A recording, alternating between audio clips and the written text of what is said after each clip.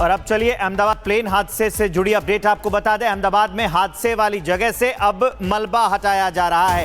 एक एक करके वो मलबा जो है वो हटाया जा रहा है हादसे वाली जगह से, और उस जगह से मलबा के साथ साथ ये देखा जा रहा है कि कहीं कुछ और सबूत तो नहीं बचे हैं। क्रेन से विमान का मलबा हटाया जा रहा है। एक विमान जब गिरा, बिल्डिंग के ऊपर गिरा तो मलबा बहुत ज्यादा होगा। अब हादसे वाली जगह से उस मलबे को हटाया जा रहा है। क्रेन से विमान का मलबा हटाया जा रहा है। ये लाइव तस्वीरें हम आपको दिखा रहे हैं। क्रेन लगाई गई है, इस बिल्डिंग के ऊपर प्लेन गिरा था, वहां से मलबा हटाया जा रहा है। सतर्कता के साथ ये जो मलबा वहां पर हुआ था पूरा, उसे अब हटाया जा रहा है। ये अहमदाबाद में उसी जगह से हम आपको तस्वीरें दिखा रहे हैं जहां पर प्लेन क्रैश हुआ था, और अब वहां से मलबा हटाया जा रहा है क्रेन के सहारे, क्योंकि बहुत ज्यादा मलबा है। अब उसे वहां से हटाया जा रहा है, उस एरिया को साफ किया जा रहा है। एक एक अपडेट हम आपको दे रहे हैं। फिलहाल इस प्लेन क्रैश मामले में बड़ी अपडेट है कि मलबा क्रेन के सहारे हटाया जा रहा है।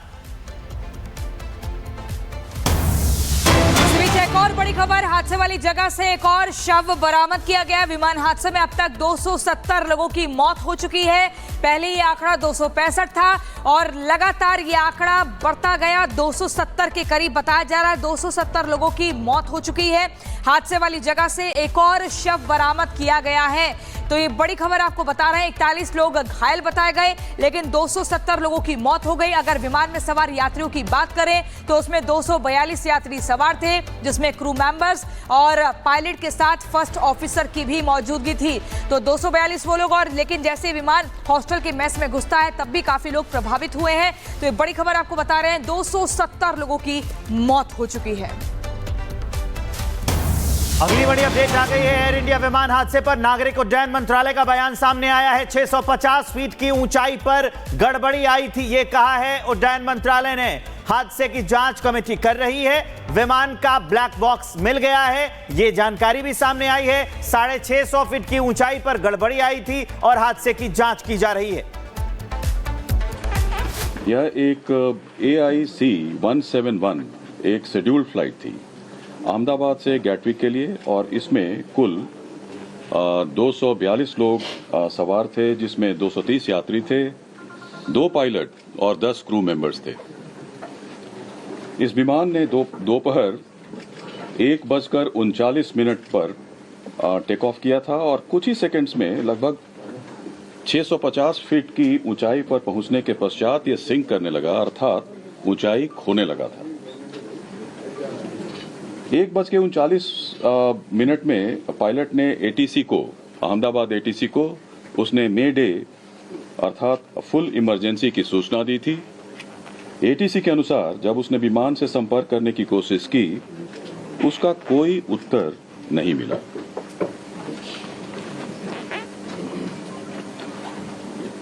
ठीक 1 मिनट के बाद यह विमान हमारे एयरपोर्ट से लगे मेधाणी नगर, जो हवाई अड्डे से लगभग 2 किलोमीटर की दूरी पर स्थित है, यह विमान दुर्घटनाग्रस्त हो गया था। विमान की कप्तान कैप्टन सुमित सबरवाल थे और प्रथम अधिकारी थे क्लाइव सुंदर। And one important update from the technical investigation which is happening through the AIB is the recovery of the black box yesterday around 5 p.m. from the site. The AIB team believes that this decoding of the black box is going to give a in-depth insight into what would have actually happened during the process of the crash or moments before the crash itself. So we are also eagerly waiting for what the results or the report is going to be once the AIB goes through its full investigation. Ahmedabad विमान हादसे की जांच तेज हो गई है। Black box मिलने के बाद जांच को एक नई दिशा मिलने की उम्मीद है। साल के सबसे बड़े हादसे की जांच में देश ही नहीं बल्कि विदेशी एजेंसियां भी शामिल हैं। एक रिपोर्ट दिखाते हैं।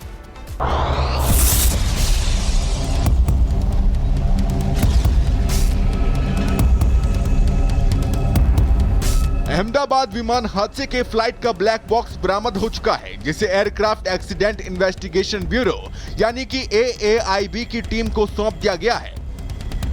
अब एयरक्राफ्ट एक्सीडेंट इन्वेस्टिगेशन की टीम इस ब्लैक बॉक्स में दर्ज आंकड़ों के आधार पर हादसे की वजहों पर पड़ताल कर रही है। प्लेन क्रैश की जांच अलग अलग एजेंसियों के साथ गुजरात ATS की टीम भी कर रही है। इस हादसे के कारणों की जांच के लिए अब तक आधा दर्जन से ज्यादा एजेंसियां काम कर रही हैं, जिनमें देश के साथ ही विदेशी जांच एजेंसियां भी शामिल हैं। यहां तक कि अमेरिका और ब्रिटेन की एजेंसियां भी इस काम में शामिल हो गई हैं। National investigation agency, Gujarat police, aircraft accident investigation bureau, director general of civil aviation, United Kingdom की air accidents investigation branch, United States की नेशनल ट्रांसपोर्टेशन सेफ्टी बोर्ड और फेडरल एविएशन एडमिनिस्ट्रेशन शामिल है। अहमदाबाद में हुए प्लेन हादसे के बाद लगातार बैठकों का दौर जारी है। प्रधानमंत्री नरेंद्र मोदी इस विषय को लेकर काफी गंभीर नजर आ रहे हैं, तो वहीं दूसरी तरफ सिविल एविएशन मिनिस्टर भी लगातार बैठक कर रहे हैं। लेकिन इस बीच सबसे बड़ी राहत वाली खबर ये है कि ब्लैक बॉक्स मिल चुका है, यानी ब्लैक बॉक्स अब मिल गया है और उसी के जरिए अब आखिर क्या कारण रहा, सटीक कारण इस हादसे का पता लगाया जा सकेगा। गुजरात पुलिस की ATS हादसे वाली जगह के आसपास मौजूद दर्जनों CCTV फुटेज की पड़ताल कर रही है, जिससे हादसे के पीछे का कोई भी एंगल छिपा न रह सके। दरअसल जांच एजेंसियां मशीन फेलियर समेत किसी भी तरह की बाहरी साजिश की आशंका से भी जांच कर रही है। एजेंसियां कई एंगल से इस मामले की पड़ताल कर रही हैं, जिनमें तमाम सवालों के जवाब ढूंढे जा रहे हैं। विमान के दोनों इंजन एक साथ क्यों फेल हो गए? क्या इंजन को फ्यूल सप्लाई बंद हो गई थी? क्या विमान के लैंडिंग गियर फंस गए थे? क्या रखरखाव के स्तर पर कोई लापरवाही हुई? ग्राउंड स्टाफ की तरफ से कोई गड़बड़ तो नहीं हुई? हादसे के ठीक पहले पायलट्स क्या कर रहे थे? हादसे के पीछे कहीं कोई साजिश तो नहीं? ब्लैक बॉक्स के जरिए जो आखिरी 60 सेकंड में पायलट और को पायलट के बीच आखिर क्या कुछ बातचीत हुई थी, क्या कोई तकनीकी खामियां थी जिसकी वजह से ये प्लेन क्रैश हुआ है? एक इंजन फेल हुआ लेकिन दूसरा इंजन कैसे फेल हो सकता है? इसे लेकर के भी अब ब्लैक बॉक्स के जरिए ये तमाम कड़ियां जोड़ी जाएगी और उसी के बाद जो सटीक रिजल्ट है वो निकल करके सामने आएगा और उसी के बाद ये पूरी रिपोर्ट बनाई जाएगी। वही हादसे से जुड़े सवालों का जवाब ढूंढने के लिए सिविल एविएशन मिनिस्ट्री ने भी एक हाई लेवल कमेटी का गठन किया है, जो 3 महीने के भीतर अपनी रिपोर्ट सौंपेगी। इस कमेटी की अध्यक्षता केंद्रीय गृह सचिव करेंगे। कमेटी में केंद्र और गुजरात सरकार के बड़े सिविल अफसर और पुलिस के आला अधिकारी शामिल होंगे। वहीं एयरफोर्स फोरेंसिक विभाग और IB और कानूनी जानकार भी इस कमेटी में शामिल हैं। साल के सबसे बड़े हादसे ने पूरे देश को झकझोर कर रख दिया है। हादसे की हर एंगल से जांच की जा रही है। इस जांच के परिणामों से भविष्य में ऐसी किसी हादसे की पुनरावृत्ति रोकने में मदद मिलेगी। Bureau report, Republic Bharat.